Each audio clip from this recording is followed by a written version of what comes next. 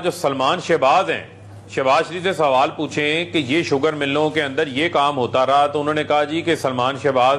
Sugar ملوں کا incharge تھا۔ اچھا جی، سلمان شہباز کو سامنے لے کر آئیں تو وہ سلمان شہباز تو ملک سے باہر ہے، اب ملک سے اس کو فرار کرایا ہوا ہے، اور خود بیٹھ کے یہاں پر حمزہ اور